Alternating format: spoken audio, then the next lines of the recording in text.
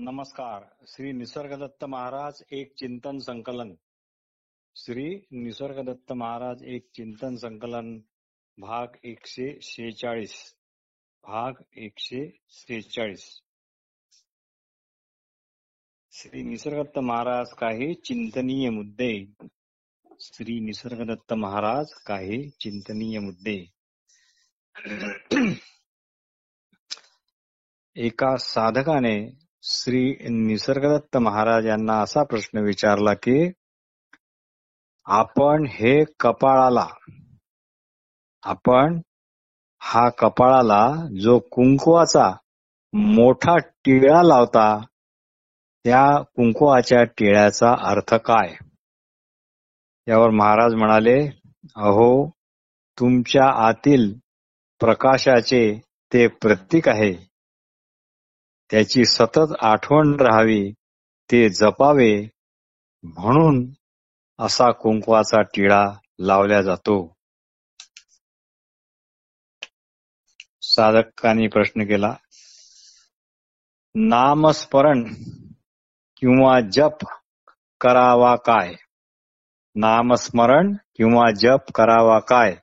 यावर महाराज म्हणाले, शंकाच नाही, जरूर जप करावा, जरूर नामस्मरण करावे, पण जीभ न हलवता मनातल्या मनात करावा व एक वेगळे तत्व म्हणजे मूळचा अशुद्ध आहेपणा यामुळेच मनात चाललेला जप ऐकत राहावा. हे वेगळे तत्व म्हणजे कुठलीही कल्पना किंवा मानलेली एखादी गोष्ट नाही. हे वेगळे तत्व म्हणजे कुठलीही कल्पना किंवा मानलेली एखादी गोष्ट नव्हे, उदाहरणार्थ ईश्वर वगैरे. तर प्रत्यक्ष तुम्ही ऐकत आहात, कारण सर्वात अगोदरचे तुम्हीच आहात. कुठल्याही गोष्टी अगोदर तुम्ही असता म्हणून काहीही जाणणे म्हणणे शक्य होते. अशा नामजपामुळे प्राणवायूचा प्रवाह जास्त होऊन ऑक्सिजन जास्त मिळतो आणि त्यामुळे निश्चित फायदा होतो. साधक म्हणाले, काही विशिष्ट मंत्र वगैरे असे आहात काय? त्यावर श्री महाराज म्हणाले, तुम्हाला जो आवडेल तो मंत्र जपायला घ्या. कोणत्याही मंत्राने शुद्धीकरणाची प्रक्रिया सुरू होते आणि ती सारखीच सगळ्यामुळे होऊ शकते. साधक विचारतो, इथे बसलेल्या एका स्त्रीकडे बोट दाखवून म्हणतो, ह्यांनी 100 गुरु केले. ह्यांनी 100 गुरु केले. महाराज म्हणतात, तिला हे समजायला हवे की इतर सर्व गुरूंनी तिला जे जे सांगितले ते केवळ अज्ञान होते. अज्ञानाशिवाय दुसरे काहीही नव्हते. म्हणून काहीही करू नका, अजिबात काही करू नका. सर्व जमा केलेले ज्ञान निश्चित हरपणारे आहे याची खात्री बाळगा. कारण 100 गुरु केल्यावरही तुम्ही म्हणून तुम्हीच राहता. म्हणून सर्व गुरूंना बाजूला सारा, फक्त स्वसोबत असा, असणे म्हणून असा.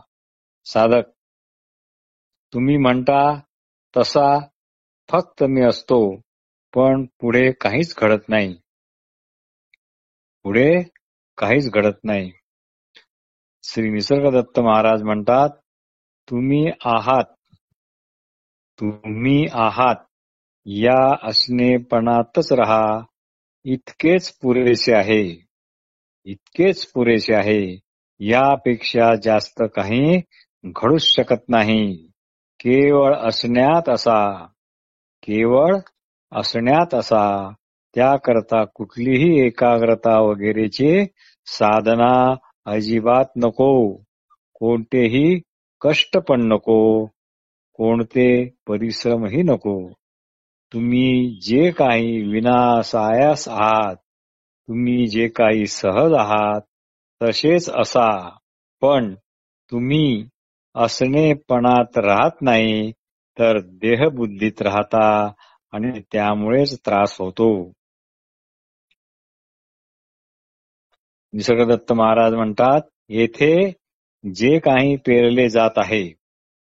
श्री निसर्गदत्त महाराज आपल्या वरच्या खोलीत आहेत आणि ते तेथील साधकांना सांगतायत की येथे जे काही पेरले जात आहे ते कधीच वाया जाणार नाही. येथे जे काही पेरले जात आहे ते कधीच वाया जाणार नाही. फक्त फरक इतकाच आहे की काही मुली वेगवेगळ्या वेळी वयात येतात, काही मुली लवकर वयात येतात तर काही उशिरा वयात येतात. साधकाने प्रश्न केला, जेव्हा देहाची ओळख जाते, जेव्हा देहाची ओळख जाते तेव्हा देहाचे काय होते? श्री महाराज म्हणतात, तुम्ही जेव्हा शरीर नसता तेव्हा हे जग आणि तुम्ही एकच होता किंवा एकसारखेच होऊन जाता, म्हणजे तुम्हीच सारे जग होता.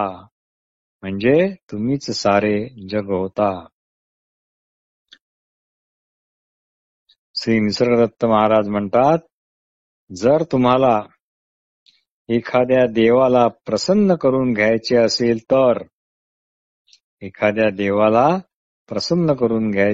तर तुम्ही फक्त मी आहे, मी असणेपणाने शुद्ध असणेपणच आहे याच एका जाणीवेला प्रसन्न करून घ्या. याच एका देवाला प्रसन्न करून घेणे गरजेचे आहे, जरुरीचे आहे. तुम्ही सर्वसाधारण लोक जे ईश्वराबद्दल ज्या काही धारणा ठेवतात त्या एखाद्याशी काही सौदा करावा त्याच प्रकारच्या असतात, पण त्यांच्या हेच लक्षात येत नाही की ईश्वराच्या अस्तित्वाचा खुद्द पुरावा तुम्ही खुद्द आहात. तुम्ही तसा विचार केलाच नाही, म्हणजे तुम्ही ईश्वरासंबंधी काही विचार केलाच नाही, तर इतर ठिकाणी तुमच्या व्यतिरिक्त तो आहे असा पुरावा देणारा कुणीही कुठेही नाही. हे निसर्गदत्त महाराजांचे म्हणणे खूप खूप धाडसाचे आहे आणि अतिशय सत्य वचन आहे की जर मी नाही तर ईश्वर नाही. काही जणांना हे म्हणणे पटणार नाही, पचणार पण नाही, पण हे एक प्रकारचे कटू सत्य आहे की ईश्वराचे अस्तित्व हे मी आहे या अगोदरच्याच जाणीवेमुळेच आहे, आपल्या असणेपणावर अवलंबून आहे. ट्रॅडिशन अँड रिव्होल्यूशन या जे कृष्णमूर्तीच्या संवादात्मक पुस्तकातील गॉड प्रकरणामध्ये जे संवाद आहेत त्यात नेमके हेच जे कृष्णमूर्तींनी सांगितलेले आहे. जिज्ञासूंनी ते प्रकरण वाचून स्वतःची खात्री करून घ्यावी. म्हणून मी आहे या एकाच गोष्टीला तुम्ही प्रसन्न करून घ्या व हे असे होणे व तुमचे मूळ यात अजिबात भेद राहणार नाही. हे अशा प्रकारचे चिंतन तुम्हाला मूळ स्रोताकडे घेऊन जाईल निश्चित. ही अशा प्रकारची जाणीव केवळ प्राणवायूमुळे सदैव कार्यरत असते. तुम्हाला गदगदा हलवून तुम्ही आहात असे कोणी तुम्हाला सांगितले आहे का? तुम्ही शरीराकार नाही, तुम्ही शरीराकार नाही. हे रहस्य उलगडले की मी काय आहे, अर्थात मी कोण आहे, हे सर्व आपोआप कळते. जे काही आहे ते आतूनच आहे. जे काही आहे ते आतूनच आहे. बाहेरून कुठून काहीही आले नाही. किंबहुना बाहेरून कुठेच आले नाही. हा विचार सुद्धा आतूनच आलेला आहे. किंबहुना बाहेरून कुठेच आले नाही. हा विचार सुद्धा आतूनच आला आहे. म्हणून श्री निसर्गदत्त महाराज म्हणतात, जग तुमच्यात आहे, तुम्ही जगात नाही. यालाच अजातवादही म्हणतात. अजात म्हणजे ज्याचा जन्मच झाला नाही असा. ज्याचा जन्मच झाला नाही असा जन्मा. हे सर्व समजून घेताना आपली अशी कोणती ओळख तुम्ही गृहीत धरता? म्हणजे हे सारे अवघड आहे बा असं कोण म्हणते? म्हणजे हे सारे अवघड आहे बा असं कोण म्हणते? हा केवळ तुम्ही केलेला एक विचार आहे. विचारकाचा विचार आहे, तुमचा नाही. आणि जो कोणी हे जाणतो तो आपोआप शांत निवांत होतो. बस झाले. अजून या व्यतिरिक्त शांती आणि निवांतपणा या व्यतिरिक्त आपल्याला अजून काय हवे?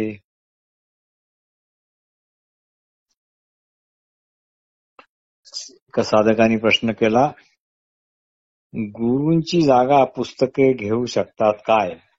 गुरूंची जागा पुस्तके घेऊ शकतात काय?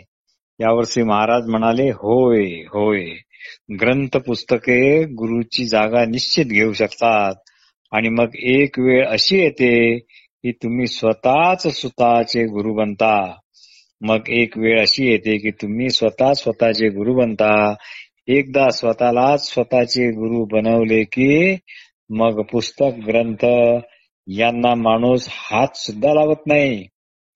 साधकाने विचारले, श्री रमण महर्षी म्हणतात, खरे हृदय उजव्या बाजूला आहे. हे सत्य आहे काय? हे सत्य आहे काय? यावर महाराज म्हणाले, अनुभवण्याचा विषय आहे. हा अनुभवण्याचा विषय आहे. तुमचा कल कुठे आहे? तुम्हाला कशाबद्दल चौकशी हवी? तुम्हा कशाचा आधार वाटतो? तुम्ही कोणता मार्ग धरला? योगी अरविंद वगैरे वगैरे.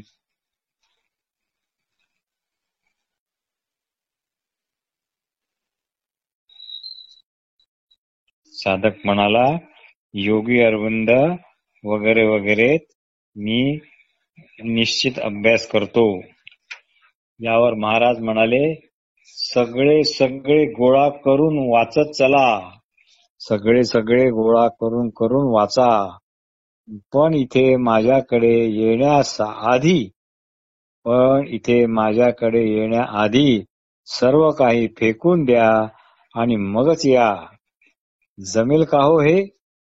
एखादी गोष्ट वाचताना, एखादा ग्रंथ वाचताना तुम्ही त्या क्षणी स्वतःला नक्की काय समजून वाचता? एक व्यक्ती म्हणून की जेव्हा तुम्ही चालता तेव्हा तुम्ही स्वतःला युरोपियन समजता? का समजता बुवा? यावर साधक म्हणतात, मी ते विसरू शकत नाही म्हणून. महाराज, तुम्ही एखादी गोष्ट बुद्धीद्वारे समजता की बुद्धी वापरणारे जे आहे त्याद्वारे वाचतो. आणि या अगोदरचे जे काही आहे त्याला तुम्ही काय म्हणता? साधक म्हणाला, याचे वर्णन कोण करणार? श्री महाराज म्हणतात, ज्याचे वर्णन होऊच शकत नाही तेच तुम्ही आहात.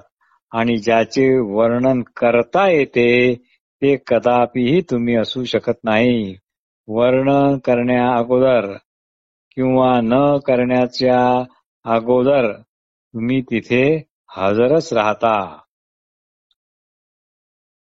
साधकाचा प्रश्न, ध्यान झेन ध्यान पद्धतीत गर्भधारणेपूर्वी तुमचा चेहरा कसा होता यावर ध्यान करायला शिका.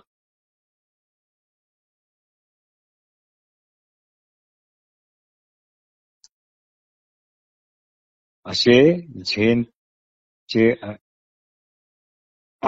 गुरुजींची शिकवण आहे. महाराज यावर म्हणाले, पण ध्यान करते कोण? पण ध्यान करते कोण? कोण ध्यान करीत आहे? यावर साधक म्हणाला, त्यावर देखील ध्यान करायला सांगण्यात येते. म्हणजे कशावर ध्यान करण्यास सांगण्यात येते? कोण ध्यान करत आहे? कोण ध्यान करत आहे यावर सुद्धा ध्यान करायला झेन पद्धतीमध्ये सांगितल्या जाते. महाराज श्री दत्त महाराज म्हणतात, तुम्हा सर्वांना मी सांगतो की मी आहे आणि या मीपणातच राहा. तुम्हा सर्वांना मी सांगतो की मी आहे यातच राहा. आपल्या अशुद्ध असणेपणातच राहा.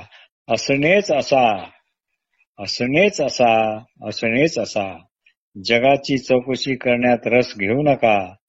ज्यांना त्यात रस आहे त्यांना खुशाल रस घेऊ द्या. त्यांना काहीच सांगण्याचा प्रयत्न करू नका. म्हणजे बुवाबाजी करू नका.